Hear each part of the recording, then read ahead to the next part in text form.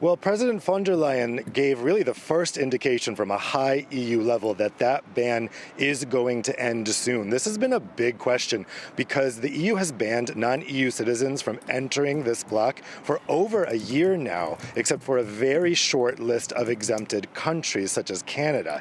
And there was a question over whether that ban could possibly end this year, that maybe it wouldn't end until next year, 2022. So now we have an indication that the Commission will recommend this. That is really, really great news for potential tourists and for the economies, particularly of the southern European countries, which really depend on tourism. On an individual level, it's great news for people. I'm American, I live here in Europe, and it is really, really welcome that my friends and family might be able to come see me again.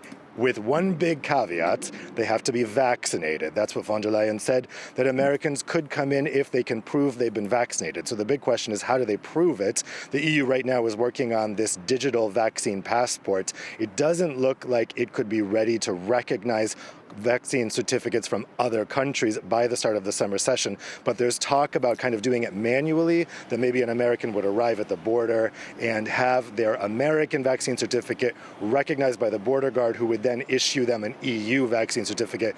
That all still needs to be worked out. But it should be noted that this isn't President von der Leyen's decision to make. She can only make a recommendation. This will have to be a decision for the governments of the EU. This is an entirely nationally sovereign decision when it comes to external borders. The EU 27 countries did agree together to ban the Americans a year ago, so we could hope that they would also coordinate a decision to end that ban. Certainly some countries have indicated they're ready to do that no matter what the EU says, Greece in particular.